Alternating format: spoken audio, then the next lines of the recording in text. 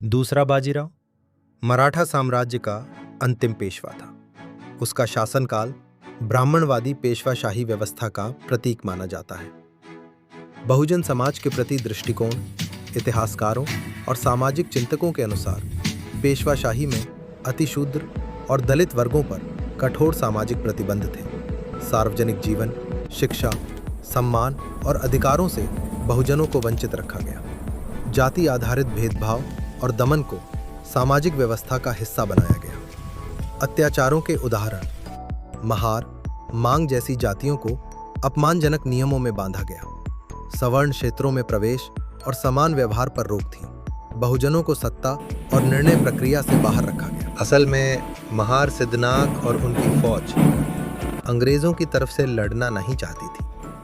उसने पेशवा को मिलकर अपने समाज को सम्मान और सामाजिक बंधनों से मुक्त करने का आश्वासन मांगा, लेकिन दूसरा बाजीराव ने इस बात से पूरी तरह नकारा। सुई की नोक इतना भी सम्मान आप शूद्रों को नहीं मिलेगा। और बस अपने सम्मान और गुलामगिरी से मुक्ति पाने के लिए महारों ने अंग्रेजों के पक्ष में युद्ध किया और पेशवा की सेना को पराजित किया। डॉक्टर बाबा साहेब आंबेडकर ने पेशवाशाही को सामाजिक समानता के विरुद्ध व्यवस्था बताया और भीमा कोरेगांव दबे कुचले समाज के आत्मसम्मान से जोड़ा। अंतिम पेशवा बाजीराव द्वितीय अपनी सत्ता बचाने के लिए लड़ रहा था। उसकी सेना संख्या में बहुत बड़ी थी, कुल 28,000 थी। दूसरी ओर ब्रिटिश ईस्ट इंडिया कंपनी की एक छोटी टुकड़ी थी, जिसमें बड़ी संख्या में 500 महार दलित सैनिक शामिल थे।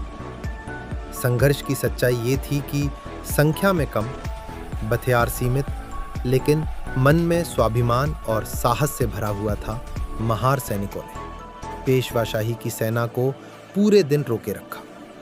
अंततः पेशवा की सेना पीछे हट गई और पेशवा अंग्रेजों के सामने पूरी तरह झुक गया। डॉक्टर बाबा साहेब अम्बेडकर ने 1 जनवरी 1927 को भीमा कोरेगांव जाकर विजय स्तंभ पर शहीद महार सैनिकों को श्रद्धांजलि अर्पित की। ये दौरा केवल स्मरण का नहीं था, बल्कि दलितों के स्वाभिमान, समानता और ऐतिहासिक चेतना को जगाने का एक शक्तिशाली संदेश था। इस अनुभव का संविधान में क्या प्रतिबिंब दिखता है?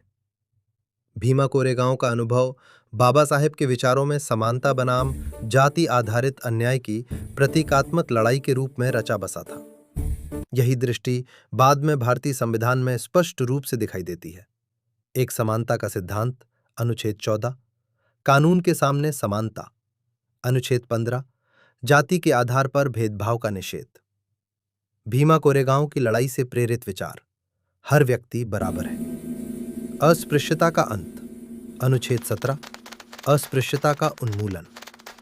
महार सैनिकों के सम्मान ने सामाजिक बहिष्कार के खिलाफ बाबा साहेब की प्रतिबद्धता को मजबूत किया।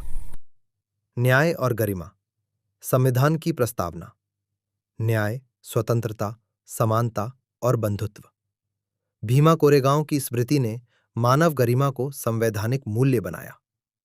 बंधुत्व, समाज में आपसी सम्मान और एकता। इतिहास से सीख लेकर सामाजिक एकता की नींव।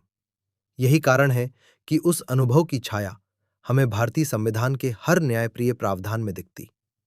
बंधुत्व, समाज में आपसी सम्मान और एकता। इतिहास से सीख लेकर सामाजिक एकता की नींव। यही कारण है कि उस अनुभव की छाया हमें भारतीय संविधान के हर न्यायप्रिय प्रावधान में दिखती है।